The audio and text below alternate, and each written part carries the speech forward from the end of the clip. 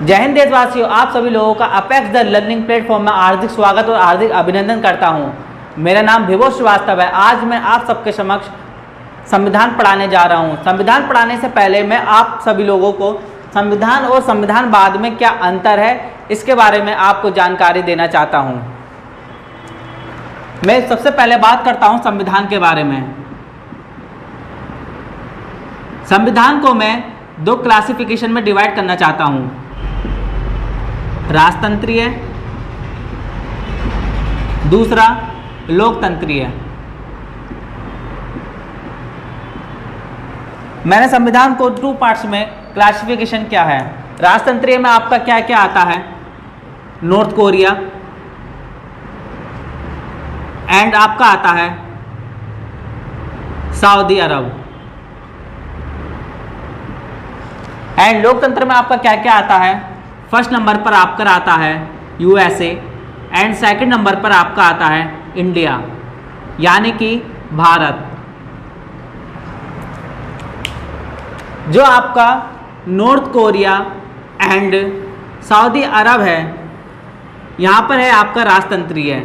इसका मतलब यह आपके संविधानवाद को नहीं अपनाता।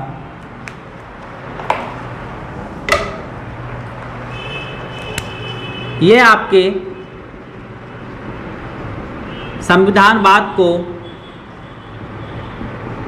नहीं अपनाता है।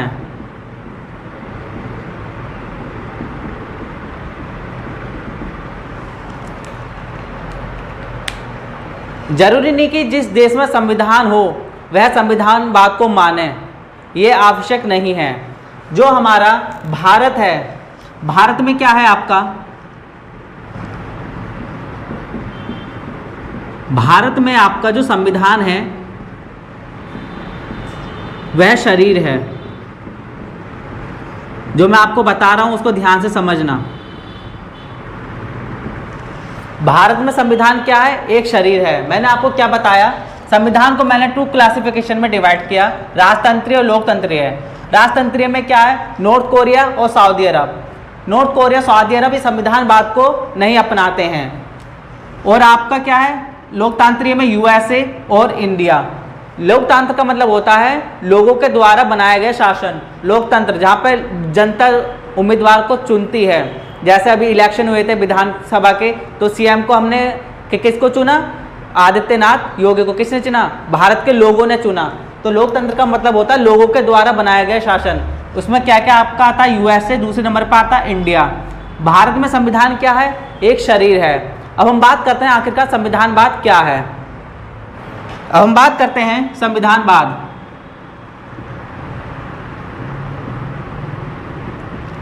आखिरकार संविधानवाद की डेफिनेशन क्या है, संविधानवाद कहां कहां पर होता है। और यहां पर मैं एक पॉइंट आपको और बताना चाहता हूं, जहां पर संविधान होगा, जहां पर संविधान होगा वहां पर जरूरी नहीं है कि आपका संविधानवाद हो। यह पॉइंट आपको नोट डाउन कर लेना है। अब मैं आपको ले चलता हूं आखिरकार संविधानवाद होता क्या है। संविधानवाद को भी मैं 3-4 क्लासिफिकेशन में डिवाइड करना चाहता हूं। जो आपका संविधानवाद है यह सिर्फ आपका लोकतांत्रिक देशों में होता है। कहां पर होता है, लोकतांत्रिक देशों में। और यहां पर क्या होती है, आपकी सीमित सरकार होती है। और आपकी क्या आती है, संवैधानिक सरकार होती है।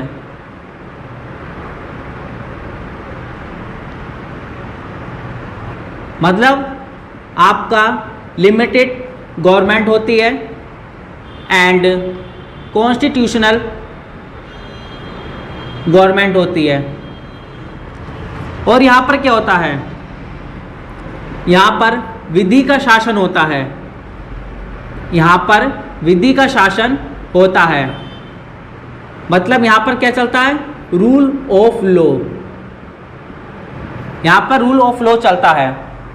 और संविधान बाद में क्या होती है, यहाँ पर मनमाना सरकार यहाँ पर मनमाना शासन नहीं चलता। यहाँ पर मनमाना शासन नहीं चलता। मैंने आपको क्या बताया संविधान में, यह सिर्फ लोकतांत्रिक देशों में होता है। यहाँ पर सीमित सरकार और संवैधानिक सरकार होती है, मतलब limited government and constitutional government होती है। और यहाँ पर विधि का शासन होता है, रूल ऑफ लॉज होते हैं, एंड यहाँ पर मनमाना शासन नहीं चलता। यहाँ पर कोई भी मनमाना शासन नहीं चलेगा, मतलब लोगों के हित के द्वारा ही शासन चलाया जाएगा। मनमाना सरकार का क्या मतलब है, यहाँ पर नॉट आर्बिट्रेरी शासन नहीं होगा। आप सभी लोग समझ गए।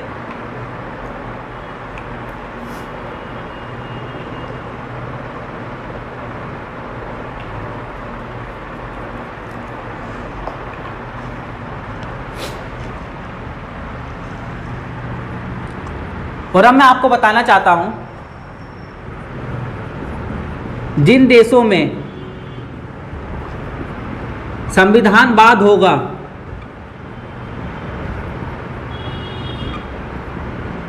उनका अपना संविधान भी होगा।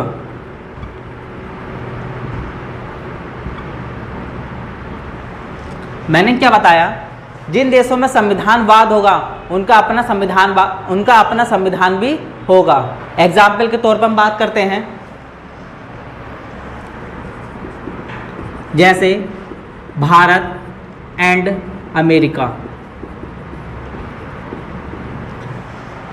यहाँ पर संविधानवाद क्या है, यहाँ पर आपका जो संविधानवाद आत्मा है। यहाँ पर संविधानवाद क्या है, आत्मा है।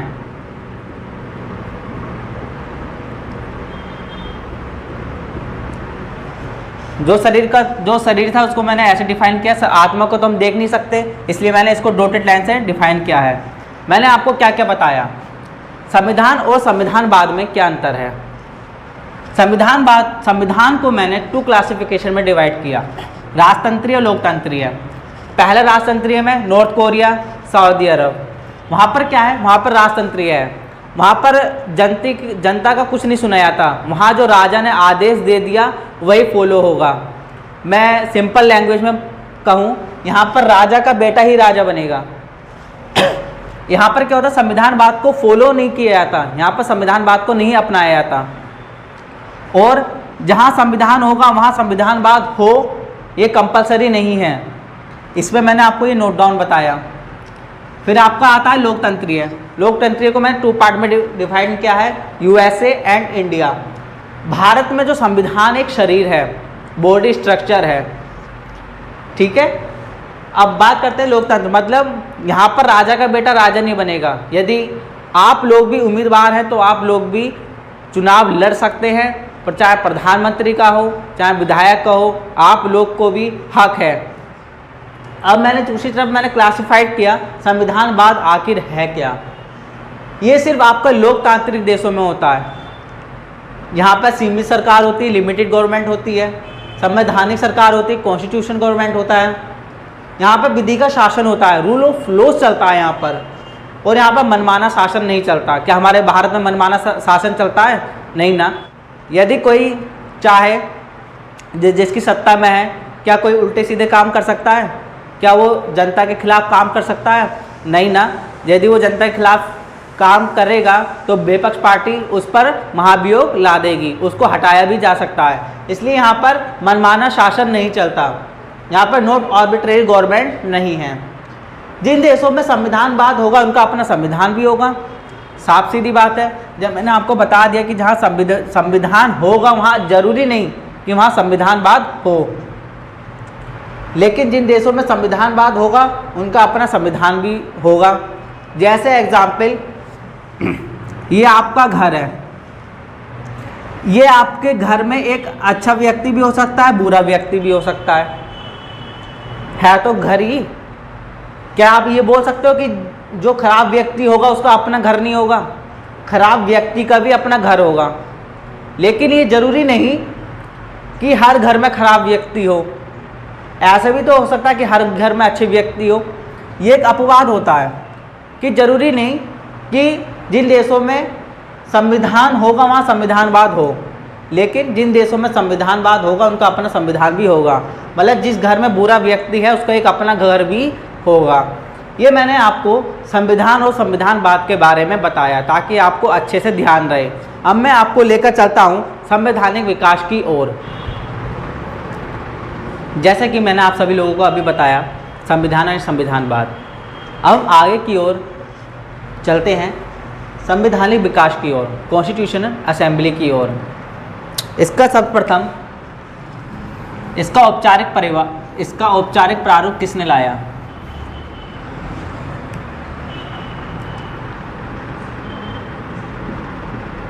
Constitutional assembly. इसका जो औपचारिक प्रारूप था, औपचारिक प्रारूप,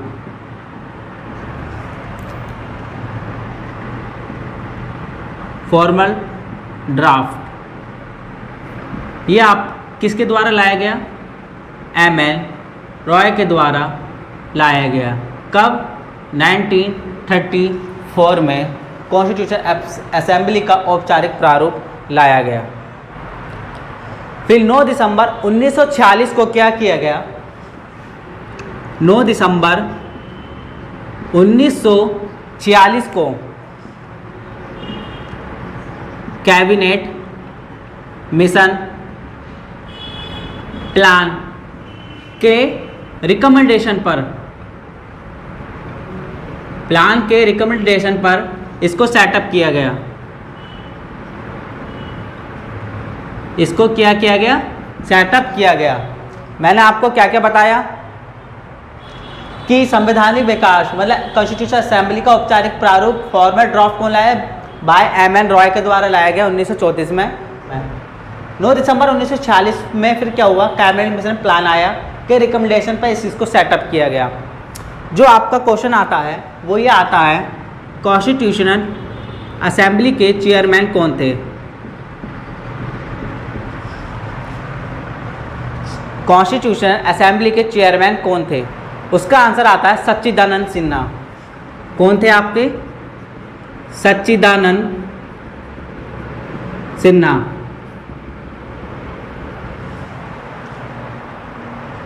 मैंने आपको क्या क्या बताया? औपचारिक प्रारूप कौन लाया? एमएन रॉय 1934।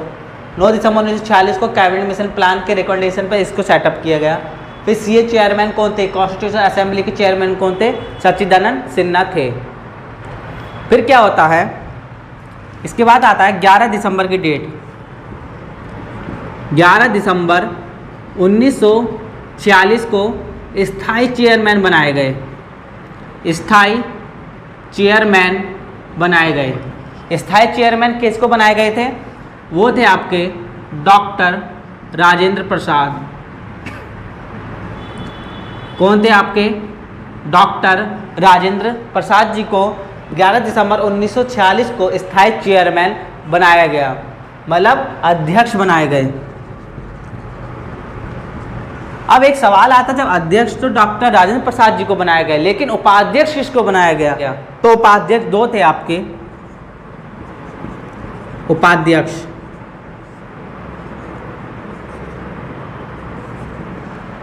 आपके उपाध्यक्ष थे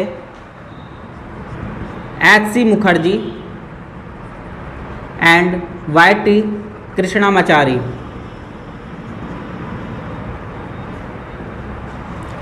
कौन थे आपके उपाध्यक्ष?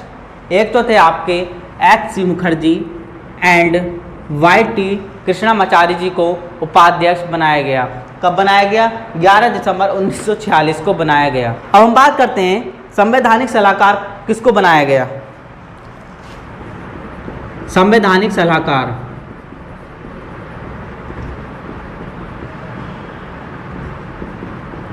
जो आपके संवैधानिक सलाहकार बनाए गए थे वो बनाए गए थे B.N. राव को। मैंने आपको क्या क्या बताया था? औपचारिक प्रारूप कौन लाए थे? Bye M.N. रॉय 1934। 9 दिसंबर 1946 को कैबिनेट मिशन प्लान आया, इसको सेटअप किया गया। सीए के चेयरमैन कौन थे? सच्चिदानंद सिन्हा जी थे। और 11 दिसंबर 1946 को स्थायी चेयरमैन मतलब अध्यक्ष बनाए गए। किसको बनाए गए? डॉक्टर राजेंद्र प्रसाद को बनाए गए। और उपाध्यक्ष कौन थे? पहले नंबर पर एस सी मुखर्जी थे, दूसरे नंबर पर वी टी कृष्णामाचारी थे। अगला क्वेश्चन आता है संवैधानिक सलाहकार कौन थे? तो आपका आंसर आता है बी एन राव थे।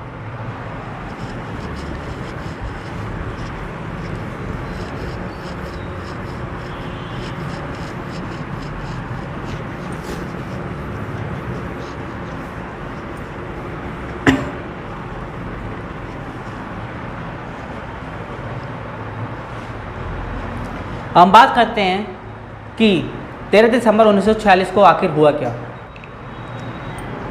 13 दिसंबर 1946 को आया था एक्टिव रिजोल्यूशन, मतलब उद्देश्य का प्रस्ताव। ये किसके द्वारा लाया गया था? बाय जवाहरलाल नेहरू। कब लाया गया था?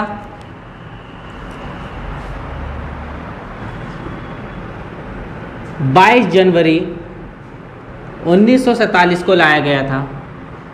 इसको संविधान सभा ने इसको एक्सेप्ट किया। संविधान सभा ने इसको क्या किया? एक्सेप्ट किया। किसको? उद्देशिका को, प्रस्ताव को। यही वर्तमान समय में क्या कहलाता है? यही आपका वर्तमान समय में आपका क्या कहलाता है? प्रस्तावना,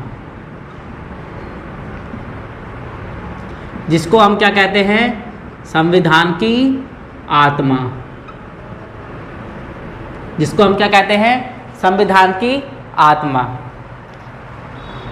अब हम बात करते हैं आगे। हम बात करते हैं कि कॉन्स्टिट्यूशन असेंबली में टोटल कितने मेंबर थे। क्वेश्चन आता है कॉन्स्टिट्यूशनल असेंबली में टोटल कितने मेंबर थे? 389 मेंबर थे, जिसमें से कुल 296 ने निर्वाचित हुए थे।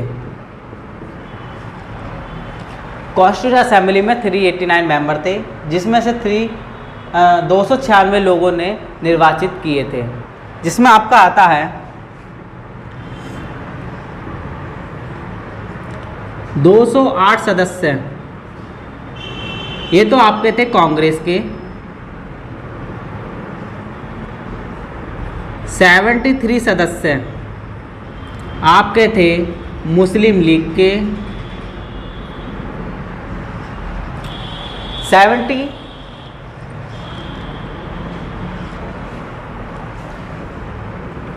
सदस्य थे आपके मुस्लिम लीग के। और जो 15 सदस्य बचे थे वो थे आपके इंडिपेंडेंट। जो आपके 15 सदस्य बचे थे वो थे आपके इंडिपेंडेंट, मतलब स्वतंत्र थे। अब आप इनको काउंट कीजिए। 5 and 3 8, 8 8 16, हासिल लगा 1, 7 8 और 1 9, ठीक। लास्ट में 2। ये पूरे हो गए आपके काउंट। अब बात करते हैं, हमको 389 मेंबर भी तो पूरे करने हैं। जो आपके लास्ट में बचे थे 93, जो कि थे आपके देसी रियासत, वो इसमें काउंट होती है। लास्ट में जो आपके बटे थे 93 सदस्य, जो कि थे देसी रियासत, इन्होंने संविधान सभा में भाग नहीं लिया था। इन्होंने संविधान सभा में भाग नहीं लिया। इन्होंने अपने स्वेच्छा से ही नहीं लिया। ऐसे नहीं कि इनको किसी ने मना किया, इन्होंने अपने मर्जी से संविधान सभा में भाग नहीं लिया। और ये 93 सीट जो होती है पूरा भी नहीं कर पाए थे। तो आप जब इसको पूरा काउंट करोगे तो कितना होगा? 5 3 8 8 16, 16 3 19 का 9, हासिल लगा 1, 7 8 9 9 18। हासी लगा 1, और आपका क्या था 2 और 1 3, 389 सदस्य मेंबर आपके कंप्लीट हो गए। 389 389 208 73 15 जोड़ोगे 296 निर्वाचित मेंबर थे। ये मैंने आपको बताया था संवैधानिक विकास। अब आगे की ओर चलते हैं, क्या क्या हुआ।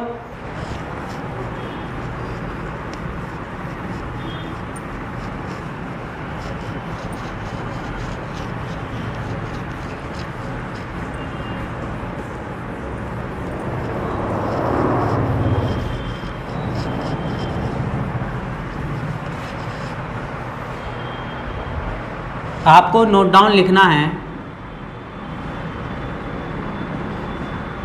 मुस्लिम लीग ने संवैधानिक विकास में भाग नहीं लिया। मतलब मुस्लिम लीग ने कॉन्स्टिट्यूशनल असेंबली में भाग नहीं लिया, इन्होंने नहीं लिया भाग। अब 299 सदस्य में से 70 तो आपकी देसी रियासतें में चली गई, देसी रियासतें में चली गई,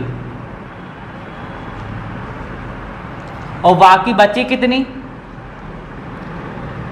922 229 ये आपके पहुंच गई प्रांत में।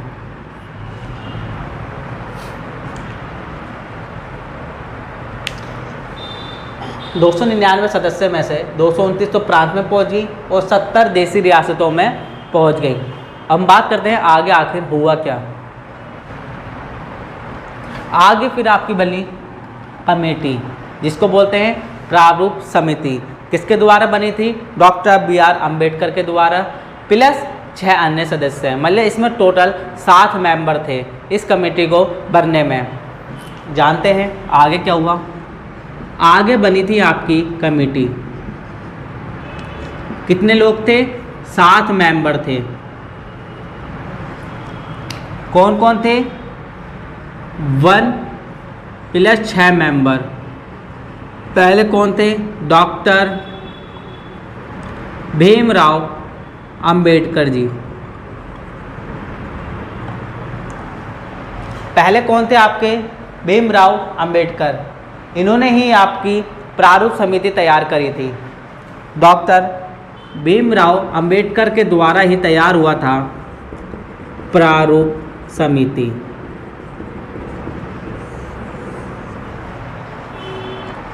ये कब तैयार किया गया था?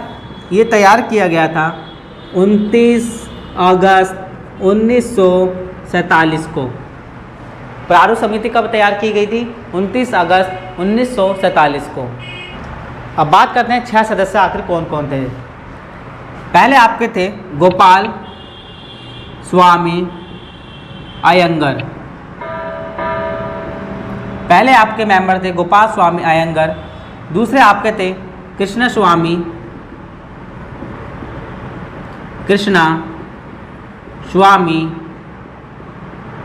अयंगर। फिर तीसरे थे आपके मुंशी जी। तीसरे आपके कौन थे? मुंशी जी थे। चौथे आपके कौन थे? सादुल्ला। 5 पे आपके कौन थे? BL जी।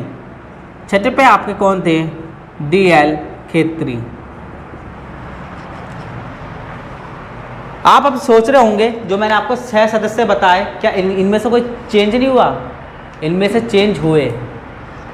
पहले पे आपके थे BL खेत्री जी और 6 पे थे आपके DL खेत्री जी।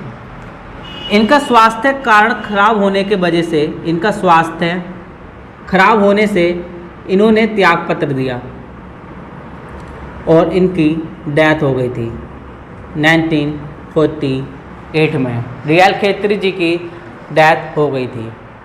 हम बात करते हैं BL जी के समय पर तो आए थे, इनके समय पर तो आए थे माधवराव, और इनके समय पर आए थे टी कृष्णामाचारी।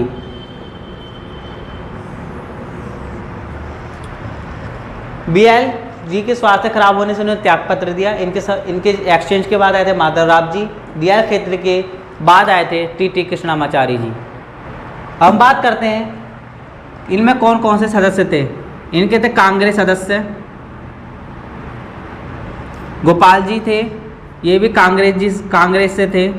मुंशी जी और आपके DL खेत्री, ये भी आपके कांग्रेस से थे। ये मैंने आपको बताया ड्राफ्टिंग कमेटी के बारे में। हम इसमें बात करते हैं, एक इम्पोर्टेंट पॉइंट बनता है, जब संविधान सभा में डॉक्टर भीमराव अंबेडकर जी का जब निर्वाचन होता है तो उस समय पर इनका कहाँ पर होता है, बंगाल में। फिर विभाजन के पश्चात ही जो आपका बंगाल है कहाँ पर चले जाता है, पूर्वी पाकिस्तान में। तो फिर दोबारा कहाँ पर हुआ था, वह स्थान था आपका मुंबई। तब भीमराव अंबेडकर जी ने दोबारा से इसको मुंबई में किया। मैंने क्या बताया, संविधान सभा में जब डॉक्टर भीमराव अंबेडकर जी का जब निर्वाचन हुआ था बंगाल में, तब विभाजन के बाद क्या हुआ था, ये बंगाल पूर्वी पाकिस्तान में चला गया था। ये कहाँ पर चला गया था, पूर्वी पाकिस्तान में। तब दूसरी तरफ भीमराव अंबेडकर जी ने इसका पुनः निर्वाचन कहाँ पर किया गया था, मुंबई में। ये मैंने आपको कमेटी के बारे में बताई। आगे कौन कौन सी समिति में, एक बड़ी समिति थी, छोटी समिति थी, उसमें कौन कौन अध्यक्ष थे, उनके बारे में मैं आपको कल जानकारी दूंगा। तो अच्छा लगे तो चैनल को लाइक एंड सब्सक्राइब करना। जय हिंद, जय भारत।